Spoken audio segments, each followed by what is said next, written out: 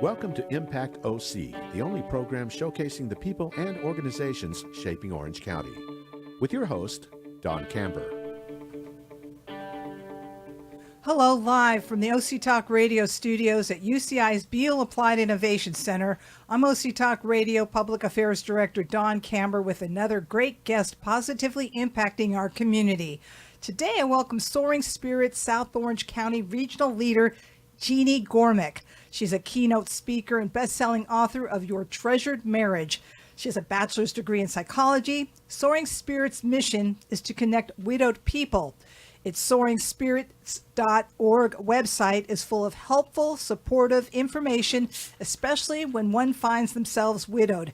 Thank you, Jeanne, for being on Impact OC. Thank you, Don, for having me. Jeanne, please give us a brief history of Soaring Spirits and how your nearly 50-year marriage to your late husband, Cal, led you to get involved. Yeah, the history of Soaring Spirits, on August 31st, 2005, Philip Hernandez was killed in a cycling accident when a Suburban hit him.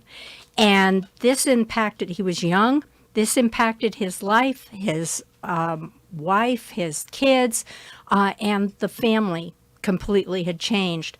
And therefore, Phil's death set his widow, Michelle Neff Hernandez, on a path seeking other widowed people. And that path, that was 20 years ago, that path took her to starting Soaring Spirits and connecting in a social way, which is what I do, connecting widowed people in various parts of the world, and the resources that Soaring Spirits has on their website.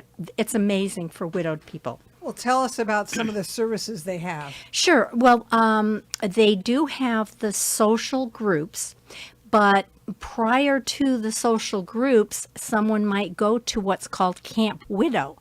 And it used to be a weekend. The one I attended in San Diego was a weekend. But now they're one-day events, but they're very intense. And they have workshops and things that widowed people, newly widowed people, or a couple of years into it, whatever, they can attend these different workshops.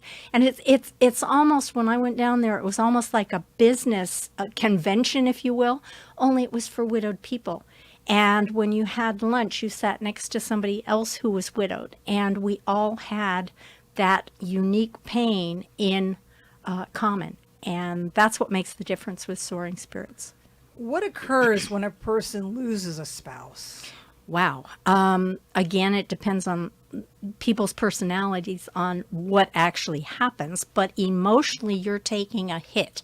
There's no question about it. Emotionally, all of a sudden, especially if you have a long history together. For me, my husband Cal and I had known each other 53 years, and we'd been married for 50. And all of a sudden, he wasn't there. For most people, at some point, that loneliness really, really gets to them. And so that's one way. Other people just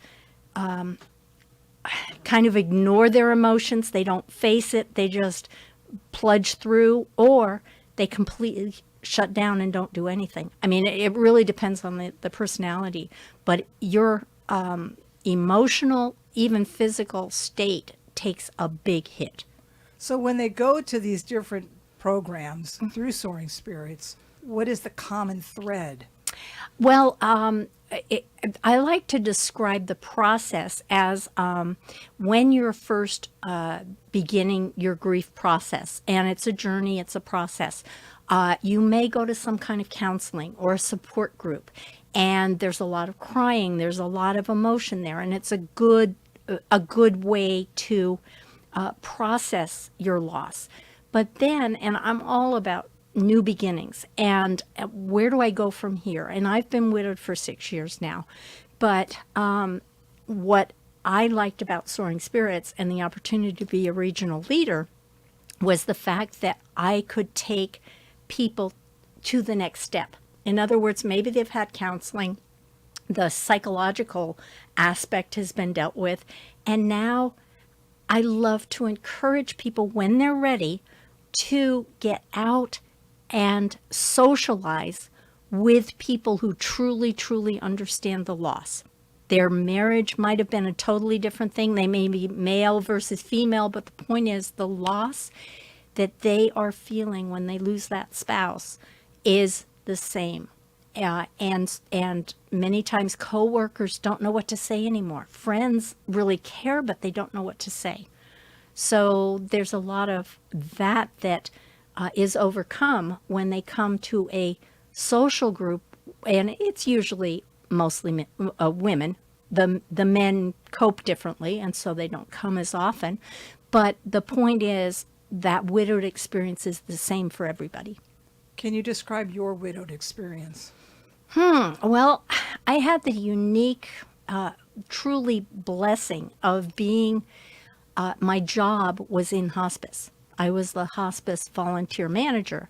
And so when I went back to work, and people were asking me, how's it going? You know, and we've all been in that situation. Somebody asks you, how are you doing? And you're just, oh, I'm fine. You know, but being in hospice, they wouldn't let me do that. I'd have a response like that. No, no, no. How are you really doing? And they pulled it out of me.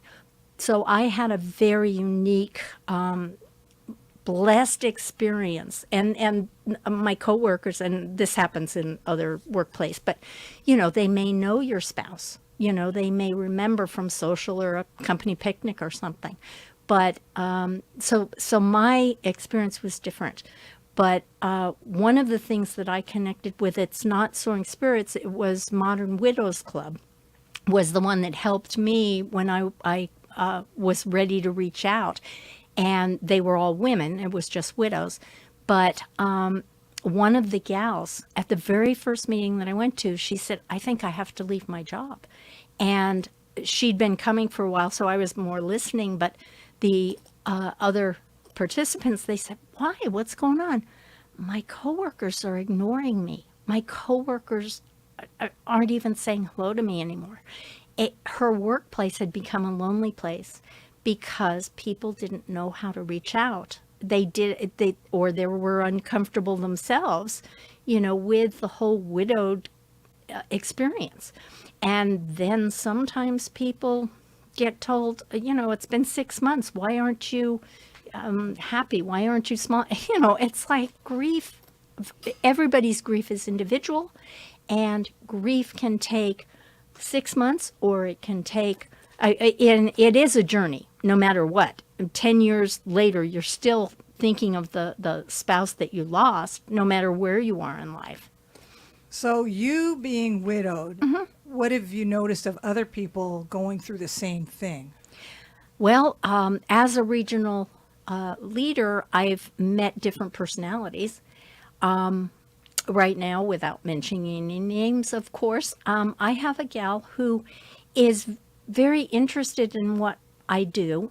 She had seen it on, Nextdoor, or, you know, on social media.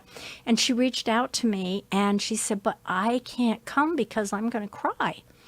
And I have been able to tell her that, first of all, the crying is okay, but also that she needs to be ready to be in a social experience. Now, that doesn't mean that, and I just haven't, in the few months that I've been doing this, I haven't had anybody break down in tears, you know, at one of our dinners. But for her, I told her, I said, let's just stay connected one-to-one. And if you need anything, let me know. And I did help her with a situation with a family member. So that's a very unique situation. The rest of the people, they come for dinner. And if we have a new person, I'll introduce the new person or have them introduce. And often there is discussion about how they lost their spouse. And I encourage them to talk about their spouse and get dialogue going. But then sometimes, and it can be different people, because some of the groups have consistency. We have 3 in Orange County, and some of them have consistent people coming. Mine has always had a few new people come. And so sometimes we just have a regular dinner, and you're talking maybe to the person who's sitting next to you, and you have a private conversation about your spouse and or your experiences. Or it can be the whole table. Somebody making a statement, and I'll hear that, and I'll say, guys, I think so-and-so, has something to say. So it's more facilitating the meeting than anything else. Listening, answering questions and relating, but also listening to what's going on. Is shock and grief the same thing? Ooh, I have no idea. I would, in a lot of ways, the grief, especially if you lost somebody. My husband was ill for basically 10 years. The last few years were harder than obviously 10 before. But if you, let's take the founder of Soaring Spirits. Her husband was probably young because he was bicycle riding. He was killed in an accident. That's a sudden, shocking situation.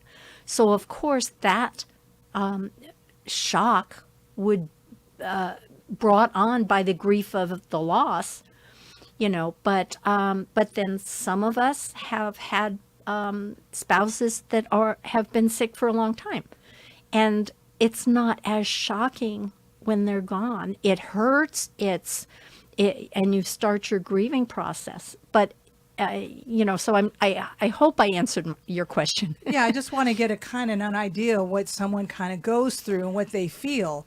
Yeah. By the same token, how does a person know that they're ready to be social? Because the shock/grief may be with them for a while. Exactly. I've actually had blogs on my website that relate to that. They need to process and perhaps go to some kind of counseling, but they have to feel like they're ready to do something social. And they need to have processed their grief. And most of us have reached a point where it doesn't hurt us to talk about our spouse anymore. 2 or 3 days or at a memorial service, within a short period of time from, everybody's emotional. And that would probably not be the best time to be out there social. But again, it depends on personality. Some people, I've got to have people around me, and I need to make new friends. But other people are introverts. And so it's going to take them, maybe they would never want to go to a social group where we're talking about the loss of our spouses. Well, educate us. If we learn a friend has become widowed, how do we approach that person? Okay, that's really interesting because one of the things most people will approach them and say, "What can I do for you?" And because the grief process is so debilitating at times and stressful, just having a friend ask you, "What can I do?" it might be overwhelming. And in a normal situation, it wouldn't be. But it's better if you can remember to approach them with specifics. If they have children, do you want me to watch your kids? Do you want me to pick them up from school? Do you want me to take Susie to ballet lessons or whatever? A very specific need that they might be able to fill versus asking them, how can I help? Or I made a lasagna tonight. Would you like me to bring some over? Or possibly just knocking on the door and bringing it over. So you lead a social group. Share with us what occurs in that social group.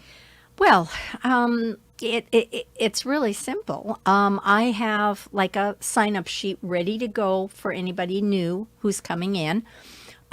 We have, or Soaring Spirits has provided newly widowed person packets. Okay.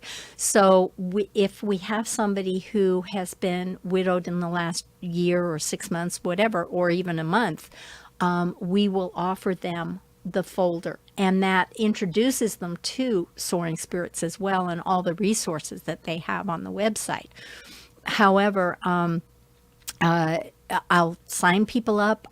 We'll kind of have this is Susie, and Susie, this is so-and-so, so-and-so, and go around so everybody knows we have name tags. So we make it as easy as possible to get involved, and I'll listen for situations. I had at one of them, the gal sitting next to me, I guess she didn't have kids, and 2 persons over, they were talking about their kids and their grandkids and all this, and I could tell, and I didn't know her situation, but I could tell that she wasn't comfortable. And then she leaned over, or I leaned over, I said, "Do you have kids?" And when she said she didn't, that's when I knew that she needed a little bit of special attention. And so, it's a table with people talking around and eating and whatnot. And I just quietly was listening to her and her situation. Is it a support group type thing? Well, I tend to be a little more supportive because of the way I am, my personality and everything, but it's not meant to be. In fact, if we have had training as regional leaders through Soaring Spirits, that if we have someone who monopolizes the whole conversation, in other words, they're loud enough so everybody at the table can hear, we need to react to that in a caring way, but also give other people a chance to respond or talk, or is there anything else you want to say, or that kind of thing. That's why I call it a facilitator more than anything else. Is there a cost to be a member of Soaring Spirits? Nope. Everything is free unless you go, say, to Camp Widow. One of the things that we do as regional leaders, everybody pays for their own meal, and some restaurants I can't even use because they won't take separate checks. And I talk to the management and explain to them, these are widowed people. They're not couples. They're one person, and they're responsible for their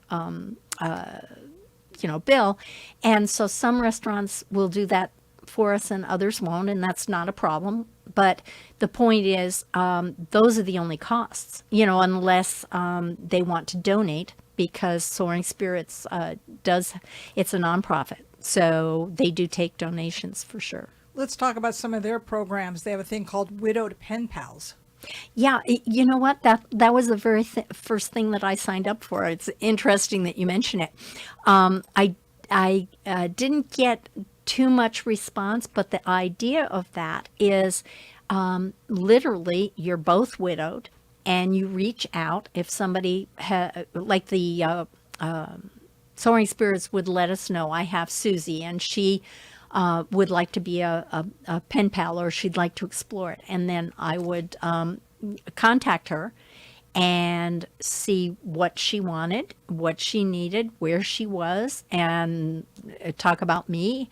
And then we would send texts or emails back and forth. It's just a communication tool between two people. Absolutely. And some people, like I said, some people aren't outgoing.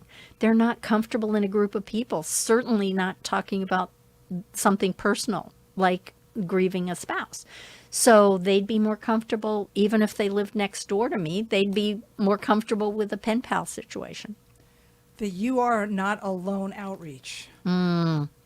Yeah. That everything that Soaring Spirits does, they try to reach out. If they have identified you're widowed, they want to let everyone know you are not alone.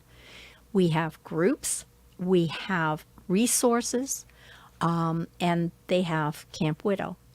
What are the consequences of someone who's widowed who doesn't reach out and be social? Oh, man. I only have a bachelor's degree in psychology. I have to qualify that. But, that can be very debilitating because you don't ever heal. Now, again, I always go back to different personalities because some people are introverts and some people just need their quiet, alone time to process what they're going through, and they come out of it just fine. But it also, there's a risk of somebody just hunkering down in an unhealthy way and becoming a recluse. What is the process to kind of get over it? Wow. Time. But what do you tell yourself Yeah. to get out of it? Yeah, that's a hard one. You do what you need to do. I guess I would be better answering that with my own personality. I'm a recovering workaholic, and Dawn, I think you remember me. But because of that, I went into a work mentality. I started working seriously on the book, that I had been writing, but I took the time that I had and the extra time because I wasn't relating with a husband anymore. And to cope with the loneliness, what I did was I went out and I started planning for the future. I was still working full time, but then COVID came and they sent me home. So I was bored stiff. And all of that brought me to working on my book and actually publishing it during COVID and all of that. So, yeah, that's how I did it. I just absorbed myself. Other people sit and watch television, movies, Netflix, whatever. And other people reach out. Eventually, obviously, I reached out and I thought, now I can help people. The website again is SoaringSpirits.org. Thank you, Soaring Spirits South Orange County Regional Leader Jeanne Gormick, for being on Impact OC. And I thank everyone for tuning in. I'm OC Talk Radio Public Affairs Director Dawn Camber. Have an impactful day.